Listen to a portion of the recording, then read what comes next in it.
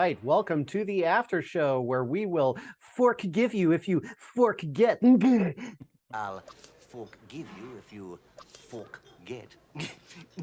Who's next? your your green screen is just cutting off the forks just a little bit when you're holding them up. Oh my gosh. As long as you don't drag it along the side of a car door.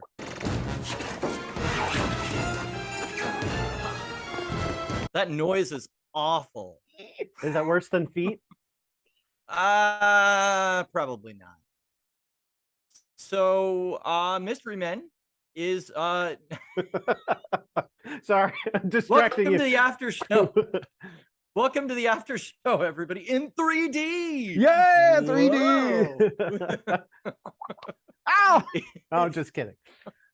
Okay, seriously. Mystery Men is a 1999 film by Universal Studios that is loosely based on the Flaming Carrot comics characters of the same name.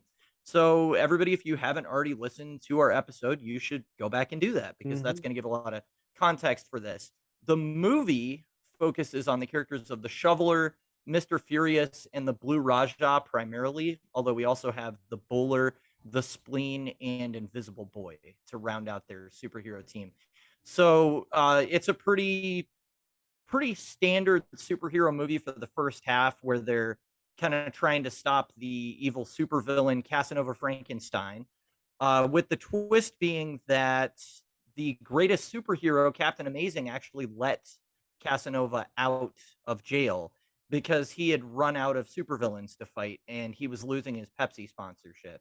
So he needed to he needed to drum up some good press, and so he let the guy out. But as a result of their shenanigans, the Mystery Men have to save the day because Captain Amazing gets in a little bit over his head. So, and I guess that's pretty much the basic rundown of this movie. It's definitely a comedy. It's definitely a satire of superhero movies, and it's definitely enjoyable. And I would recommend everybody go see it. So Casanova Frankenstein and Captain Amazing are each other's greatest nemesis. Nemesis. What's the plural on that? Well, we've always been each other's greatest nemesis. Nemesis. What's the plural on that? Nemesis. Whatever. Nemesis. That's the plural, yeah. So we're going to be quoting the movie a lot. So if you have not seen Mystery Men, then you'll be very confused as to why we're making weird jokes that don't seem to make much sense. But if you have seen the movie, then they will make sense to you. So keep that in mind. Go see the movie because it's you'll fun. be like, wow, their delivery was not as good as Jeffrey Rush. Well, that's why we're on a podcast and not acting in Hollywood. That's right. No. So it was interesting. I did some research into the background to figure out, why in the heck did we take Flaming Carrot and make that into a movie that doesn't even have a flaming carrot in it. So the only thing I could find was that something that the producers at Universal Studios had said about the writer and artist of the comic, Bob Burden, said that he has a real surrealistic sensibility, but at the core of his work is something that's thematically so identifiable. I think there's an almost childlike persistence of all the characters, and they ultimately hold on to the conviction that with courage and sacrifice, they can become what they dream. And so it's really interesting because the characters actually seem, like we said in the episode, they seem serious about what they're doing, and they're very earnest. Yeah. And they're very distinct, and they have their own sort of part of the story, and what they contribute, and they don't blend together very well. They're part of a team. So it's just kind of interesting that, like, even though the comic is sort of bare a little bit, the characters are actually, pretty decent. Yeah. Well, I think and what the movie does that a movie has to do is establishes deeper backstories for really all of them. So Mr. Furious is not really able to be himself. He kind of has this angry persona and he feels like he has to put that on all the time to impress people. That's kind of his issue, and he's played by Ben Stiller. William H. Macy plays the Shoveler, which he's great in that role. But he has like a wife and kids at home that are just like what is it? His youngest son is like, I believe in you, Daddy. I believe in you, Daddy. Roland, do not encourage your father. But Mhm. his wife is like, "You are not a superhero." So there's the whole, internal or external conflict, I guess, between him and his wife of like she doesn't want him to keep going out at night banging bad guys on the head with a shovel.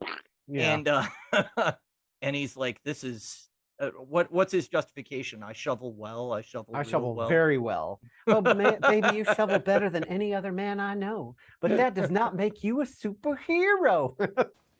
Lucille, God gave me a gift. I shovel well. I shovel very well. Oh, baby. You shovel better than any man I've ever known. But that does not make you a superhero. That's when she puts the The two, gloves, like, yeah. oven mitts or whatever, or the dishwashing gloves on his face like that, yeah. And You're a good husband and a good father. But that's all. Nothing more. so they do add in a little bit of backstory. Blue Raja is the master of cutlery, and although he tries to explain his name in the movie, I never caught why he's called that. The Blue Raja is my name, and yes, I know I don't wear much blue and I speak in a British accent, but if you know your history, it really does make perfect sense. It has something to do with the British occupation of Pakistan at some point, but he's like a white guy, so I don't know why he's taking that name. But he throws forks and spoons. He will not throw knives though, Mm-mm. because he's not stab man or knifey boy. Nope. I'm not stab man, I'm not knifey boy, I'm the Blue Raja. So those are pretty much. And is that who plays him? Is that like Nathan Lane or somebody? It's somebody that Blue Raja? yeah. That's Hank Azaria. Oh, it's Hank Azaria. Okay, I was like, I know I recognize him from things. Yeah. He play. A You know lot what of just things. came to my brain out of nowhere? Hank Azaria was Gargamel in the Smurfs live action Was he really? movie. Yes, he was. Oh, I missed that one. I see no transformation. Your potion has no power. Excuse me? Well, she's still an eye-offending dogfish, if you ask me. Sir! This is my mother who you're speaking of. I'm so sorry. I didn't realize. How sad for you in 30 years. Yeah, he's famous for a lot of things. One being Mhm. like a million voices in The Simpsons. Oh yeah. And he actually, there's one part, one of his characters, Professor Frink, in the movie, Blue Raja accidentally sits on a fork. He says the professor's catchphrase from The Simpsons, which is like, Glaven or whatever. Oh. I can't do it. She's just so... But yeah, so there's some things that they say in this movie that like are kind of like weird and don't make sense, but at first glance, but there's a lot of references to other things that are personal for the actors because they actually did get to ad lib a lot of very different things than what was in the original screenplay. So like we have William H. Macy, who's done a lot of theater work, and so near the Mhm. end he gives this like really inspiring speech to get the whole crew together, and that was actually based on the St. Crispin's Day speech from Shakespeare's Henry V. Oh my So- gosh. Those of us who survive it will forever after show our scars with pride and say, that's right, I was there. I fought the good fight. He got to do like a little bit of theater acting, and that's why he's so like, shall we go or shall I eat this sandwich? Or do I eat this sandwich? And it's like this ugly looking, I mean, he used way too much mayo in that sandwich. But the bowl that he had, like that was nostalgia for me. I was like, I have had that bowl at one point. Yeah, like in the 80s and 90s. Yeah. Yeah, the other thing that really dated the movie was payphones. There were a couple scenes where I saw payphones and I was What's like, that? "Oh my gosh, this really is the late 90s, you That's know." awesome. But I did notice the cinematography or just the way it was shot, especially at the beginning, all those sweeping shots of the city, especially like what you have exactly behind you. That's like from Mhm. the opening of the movie where they're introducing you to Champion City. That was very not even Tim Burton. It was specifically Joel Schumacher Batman is what Mhm. it looked like. Just the way that the city looked, all the neon lights with the the sort of weird gothic influence, and where it's just kind of a mishmash of styles and you can't really tell what's going on. That's kind of how Champion City looked. So I felt like just even the visual style of the movie, they were kind of doing a little Batman riff with that, or Yeah. maybe that was just what was popular in the 90s. I don't That know. was something I really noticed watching it this time than in previous watches, is that the effects, like there were a lot of practical effects, but there were a Mhm. lot of like the way that the city looked, and there was a lot of like really wide shots of this like giant city and all this stuff. And I'm like, I wonder why they did that. And like you said, maybe it was just a thing of the 90s, but that Yeah. really drove the budget up for this movie. Like all these Yeah. effects shots, and they did use like some, on location, it wasn't all green screens or anything like it is a lot today. So they did use a lot of like on location, like they used the house, Michael Jackson's Thriller, that's in that music video. That Yeah. was the Blue Rajas. That's where he lived in the Oh, movie. wow.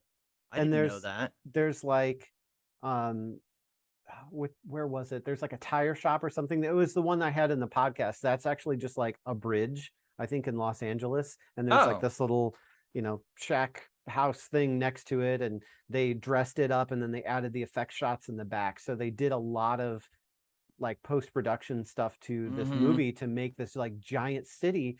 But it seemed like they didn't really need to do that. Like if those shots weren't there, I don't think it would have detracted from the movie. So they really just added a lot of extra cost to producing the Mhm. movie. Mhm. That is what it seems like, and I think the director came from commercials. So Yeah, I wonder if I wonder if he had kind of already established a name for himself doing that, and so maybe they were willing to give him a little more money because of that, or I don't know. I don't know how that factors into that, yeah, but because I kind of wondered if he wanted those shots or if he was just sort of copying what, like yeah. Batman and everything was doing. But Mhm. Kinka Usher, he's the director. He was born in France, and he actually won a Directors Guild of America award for Best Commercial Director. He did a Oh, lot of wow. stuff like the Yo Quiero Taco Bell, the dog that would go Yo Quiero Taco Bell. He directed those Wow. commercials. He did Nike. He did the Got Milk stuff. He did Nissan, Miller Lite, Polaroid, and Pepsi, which is one of the sponsors that Captain Amazing loses. So he like did a lot. I mean, he was a big commercial director, but this wasn't necessarily uncommon. This was something that actually happened even back in the late 70s and Mhm. early 80s, where you had a lot of directors that were making the leap from commercial to like films. One example, I don't know, Ridley Scott, if you've heard of him, but he's Yeah. only massively famous for works like Blade Runner, Alien, Prometheus, Alien Covenant, and a lot more. He came from commercials as Gladiator. well. You Yeah. didn't mention his Oscar-winning film, Ah, but I mentioned the cool stuff. But no, fair Gladiator was enough. good. I like that. But Yeah, it was. so so this was something that was happening already. So it's not like a crazy thing that a commercial director got a movie. I Mhm. think it sounds crazy if you're not in the industry, which neither of us are, but Right. it's apparently something that happens. But when Kinka Usher read the script for Mystery Men, he thought it was actually boring, but the premise was great. But he didn't want to Mhm. be heavy on visuals and thin on content, but wanted to show that he knew how to work with characters. And so I think that's why we get a lot of character moments in the Mhm. movie, is because one thing was the director was trying to prove that he could handle character work and sort of broaden his horizons. And then you have people like Ben Stiller, who he was actually offered the role for the Blue Raja, but he wasn't interested in playing what he called a nerdy guy again. He said, the minute you start doing the same thing in comedy, people go, oh, I've seen that. So he took the role of Yeah. Mr. Furious because in the original script, he was just angry all the time, which he thought would be boring. So he actually, like Ben Stiller, made the change that he has the least power. So if they were a band, he's the guy who started the band, but who's also the least talented. And so that's why you see Mr. Furious is pretty well inept. Like he really, what does he contribute? He can't even like damage the car. Like at least Right. Raja can scrape it with his fork. Mr. Furious gets it's a Corvette limo that Casanova Frankenstein is in. And so they're Right. like trying to break the car. And so Mr. Furious is like banging on the hood and then he tries to rip the insignia off the front, which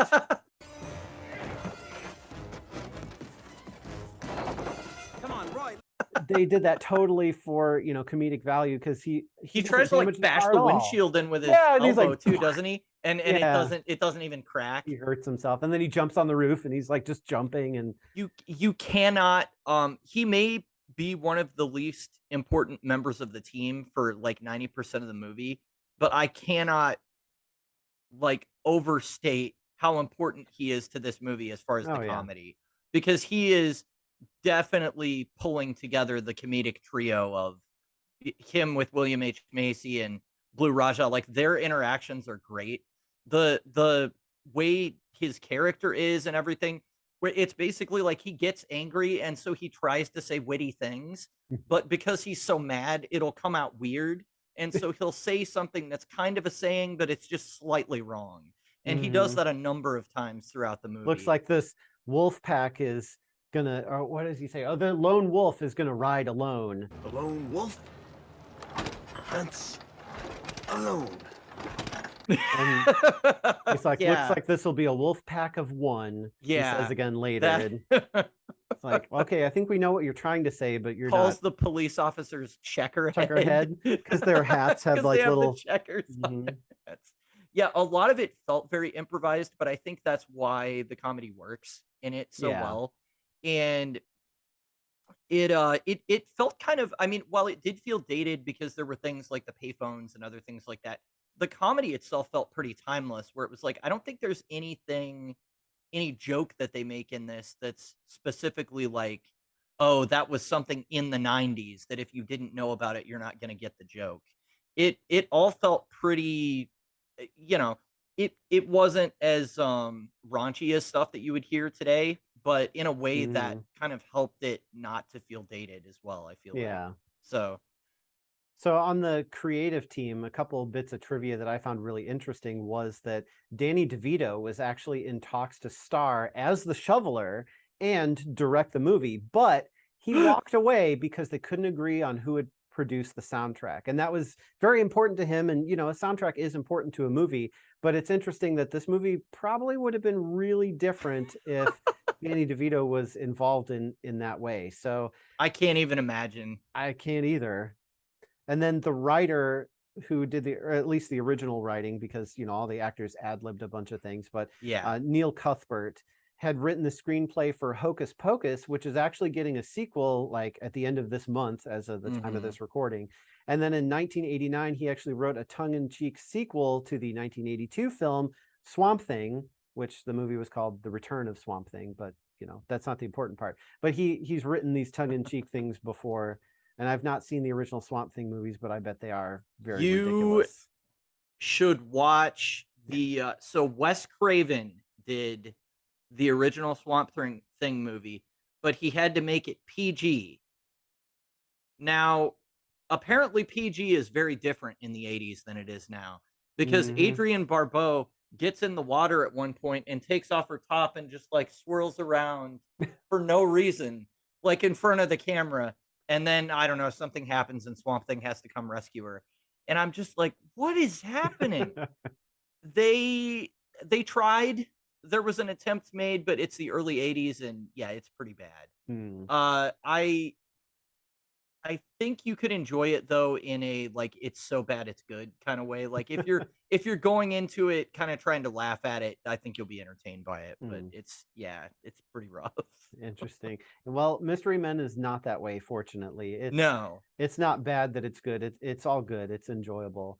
It's funny because like there's a lot of stars and cameos in the movie, and I think that was Mhm. something that was very common, you know, back in the day, I guess you could say, is like you have all these actors and they're doing all this work, and I don't know if they just, you know, want to make an extra buck or what, or everybody's just friends, so they're like, hey, come get a spot in my movie. And so like Jeffrey Rush, this was actually his first Hollywood film. He plays Captain Barbosa in the Pirates of the Caribbean, and That blows me away that this is been his a lot first of movie. other movies too. Yeah. So that was interesting. And he's really good in it. Like his acting is really good. He's very like he stays in character the whole movie. It's not like inconsistent. He doesn't sound like he's reading lines. Mhm. Like he's really good. So for a first movie, it's like, oh, this is a Hollywood actor. Yeah, Like, he's completely committed to like that evil arch nemesis persona. I mean, Mhm. he is over the top, but he doesn't go so over the top that you don't believe it. it's like you sort of buy into like, oh, okay, this guy just loves evil. Like that's his thing. All right. Yeah, And I mean that's his he makes superpower. you yeah, his performance is good enough that he makes you believe that that's enough motivation for him to do all these horrible things like invent the psychofraculator, which Yeah. which is basically a doomsday device that's gonna is it gonna fry everybody's brains or make them susceptible to mind control? I wasn't That exactly was clear on so that. that was another thing that I didn't quite remember in like the scene where they kill Captain Amazing, the Mhm. way that he distorts and his whole body just like "Roar," Yes. and then when it's done, they have this like weird looking thing that's there where his eyes are just like crazy and he's got these like crazy teeth and it looks like it just distorts matter and it makes things like all out of place. Like it doesn't Yeah, turn him it inside looked out, like it just it well, it, like, charred him yeah, that black too. and sort of twisted up his anatomy and stuff. It was very graphic for a PG-13 There, movie. I I was was surprised. I was just very like, "Oh my gosh, surprised. I didn't remember this being so gruesome. This is cool." Yeah, it was pretty But like cool. when he fires it on the city, it starts warping things. So I think that's what it does. Is Oh, it like, okay. oh, Dr. Heller, that's right. I just remembered. He says something about it takes the fears and stuff that you have on the inside and it puts them on the outside.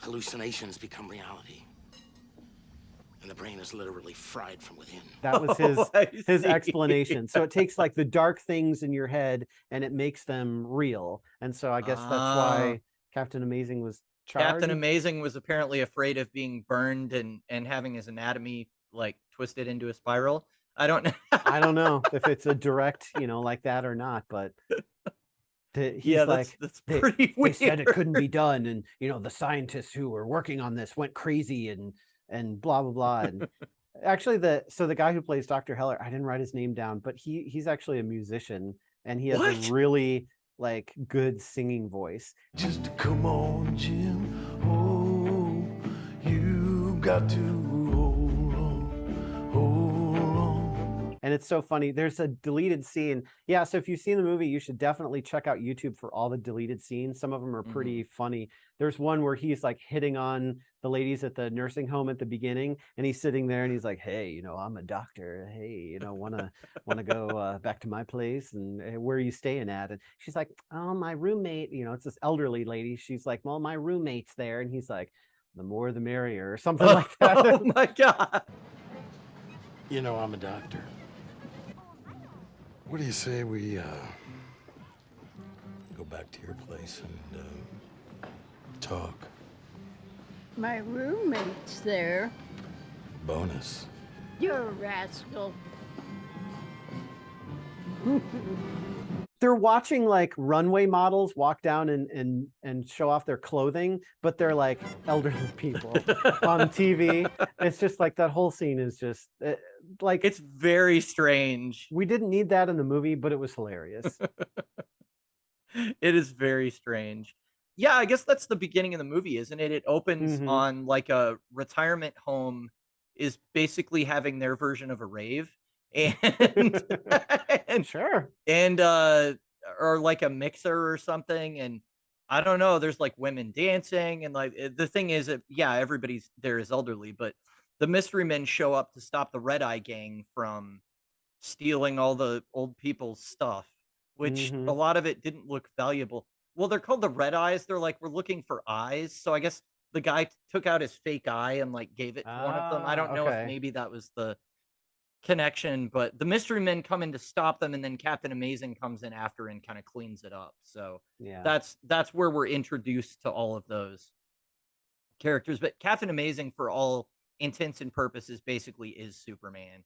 He's Hmm. just a corporate Superman, so he's sold out to all these sponsors and stuff, and he looks like a race car driver because he's got all the patches on him from all the different sponsors that he has, and that's really what he cares about is sort of like getting rich and making money and the public persona of the superhero where he meets the press and he's like, I think what I just did was amazing.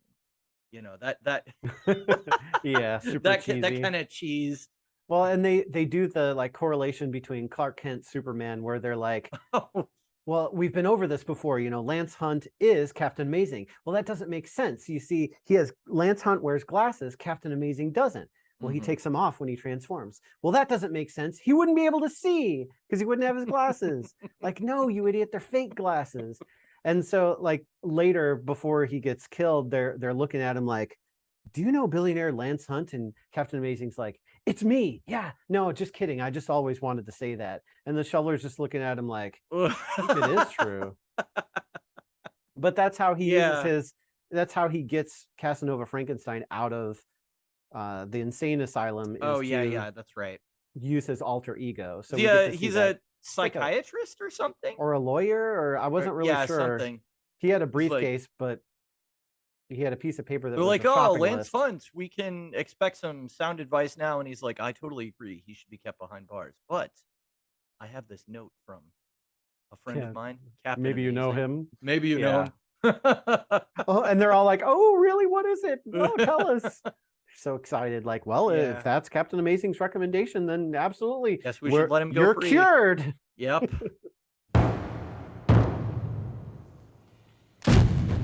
Cured. one of his psychiatrists was the like his henchwoman or something Yeah. too. So that was like a story point as well. But yeah, I guess we haven't talked about the bowler yet. Janine Garofalo is in this, which she's basically playing herself from her stand-up act. I mean, she's very sarcastic. She's got that kind of biting wit, but her character is a legacy superhero, so something that you see a lot of at DC. And her father was the bowler, but he died.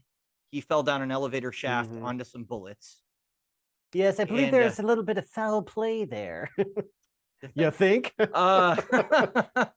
So what she did was she took her dad's skull and put it inside a bowling ball. Well, she didn't do it. The Oh, guy she at didn't do it? the guy Oh, at the the pro guy. shop Oh, that's did right. it. The guy at the pro shop did it. Very important. And then she wields that as her weapon. So it's sort of like possessed by his dead spirit, so she can throw the bowling ball and then it It will sounds like go a didgeridoo. attack. It's like, Yeah. wow, It does. I didn't make that connection. That is what it sounds. There's some guy in a soundstage going, "Wah, wah, wah."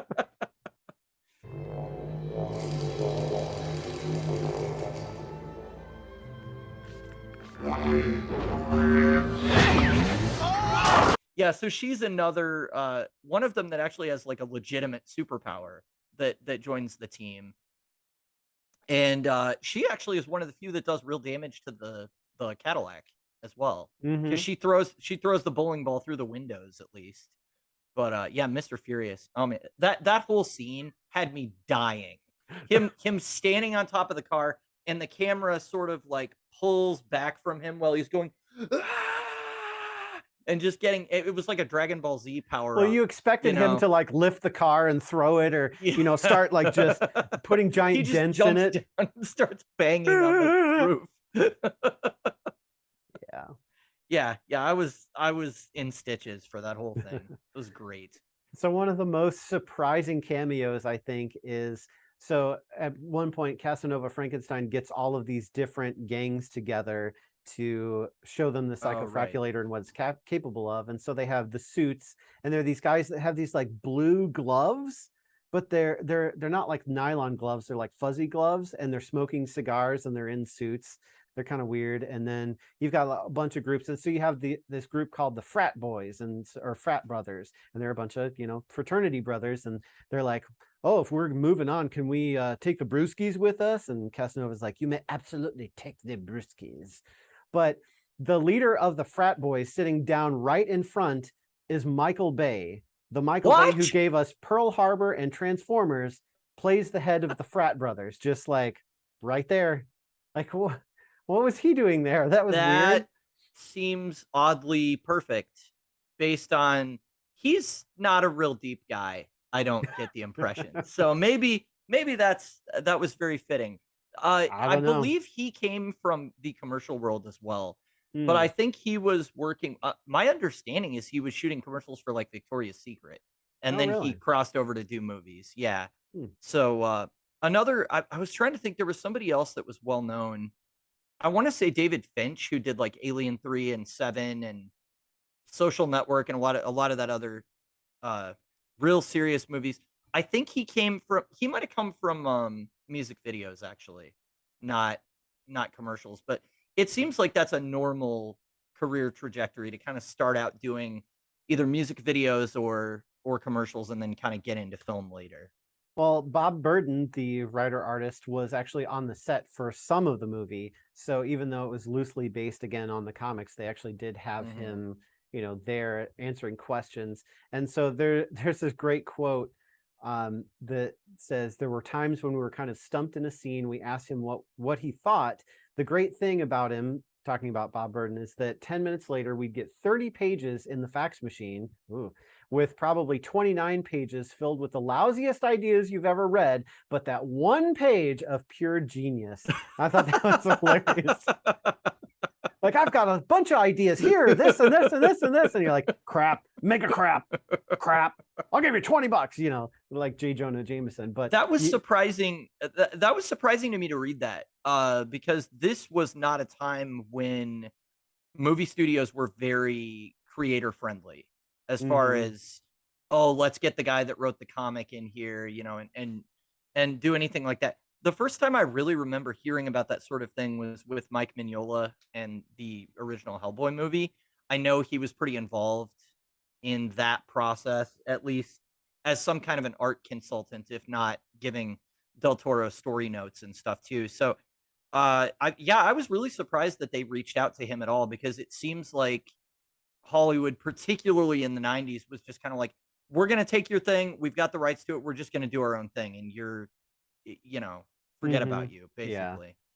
Well, I don't know if he was like friends with the producers or the studio, or if it was just something that, was fun and they wanted to do, so they kept it casual. But there's actually a Hmm. story, and I don't have any quotes, but there's a story that there was apparently, I don't know if they went to a bar or they had a party, people got drunk, Burden was there, the producers were there, and that's where he came up with the character Invisible Boy, a a kid who he can only be seen, or he can only be invisible when no one is watching. He can't look at himself, because if he sees himself, then he won't be invisible. And apparently his clothes fall off. And this all happens in the movie. And apparently it was a drunken idea by the writer artist himself, Bob Burden.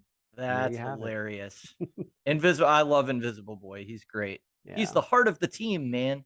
he He's is. he's just a young kid that wants to be a superhero. So, although this is also that era where we have like 20-year-olds playing 15-year-olds or whatever. Oh, yeah. Because Kel had moved on from the Keenan and Kel show on Nickelodeon and was now like acting in movies and stuff. And clearly he was an adult, but they were playing him like a kid that lived with his mom and Yeah. stuff like that. So I don't know.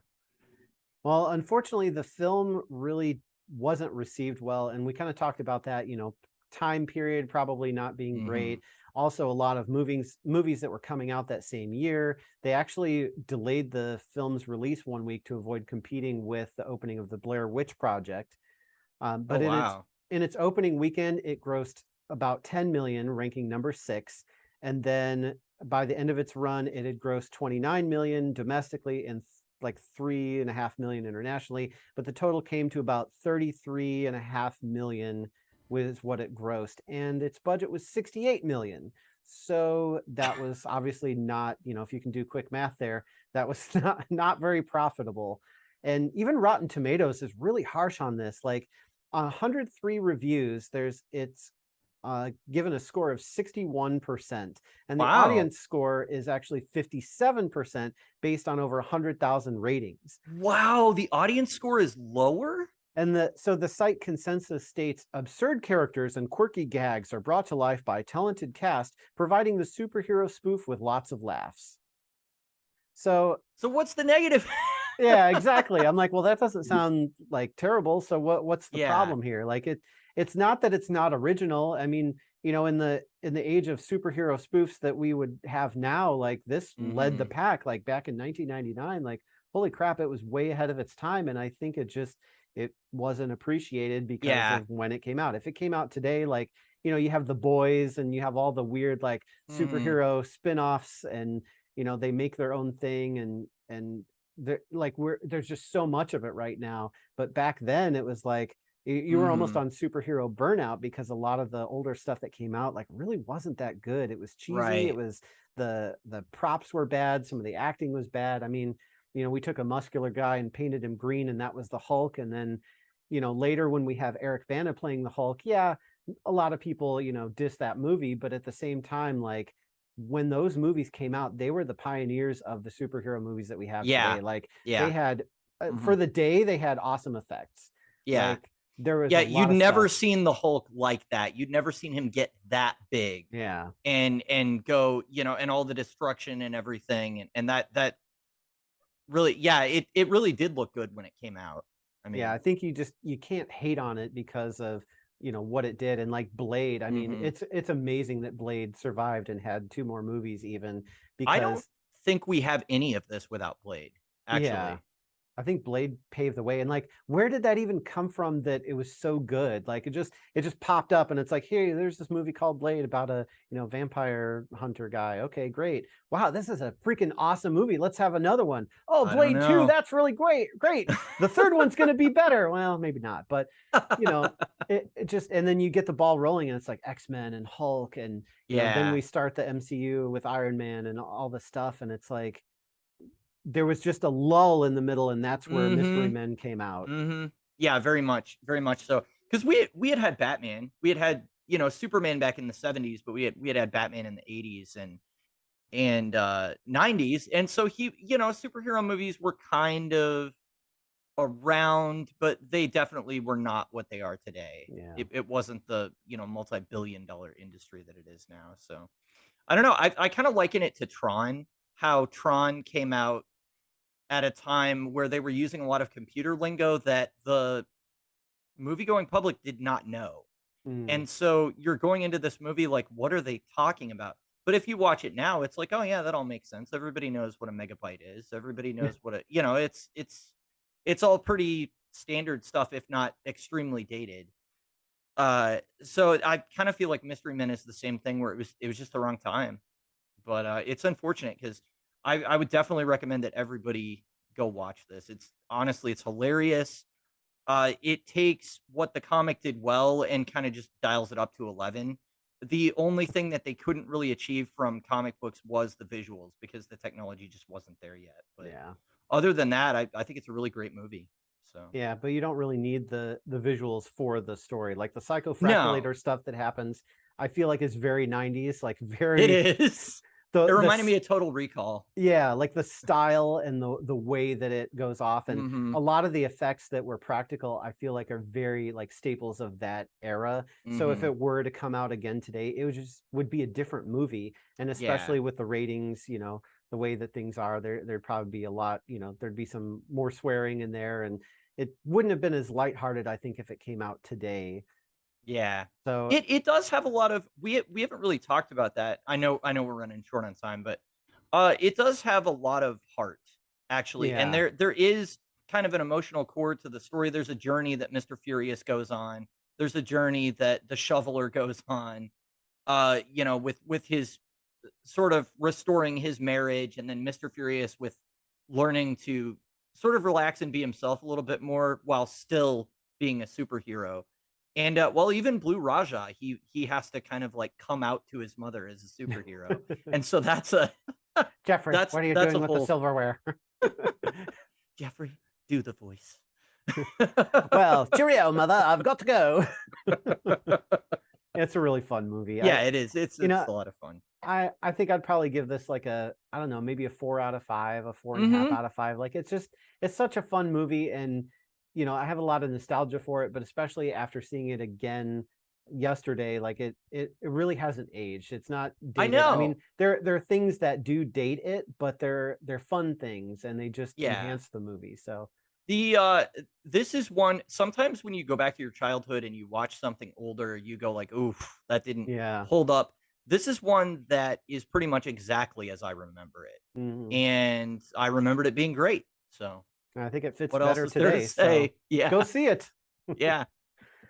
Well, thank you so much for tuning into our after show. Please remember that you need to be able to balance a tack hammer on your head to head off your foes with a balanced attack, but I'm not telling you to wear watermelon on your feet. So thank you very much, and tune in next time. Catch you later. Get you later.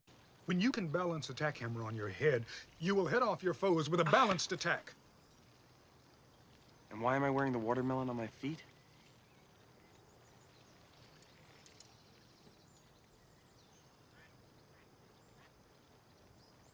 I don't remember telling you to do that.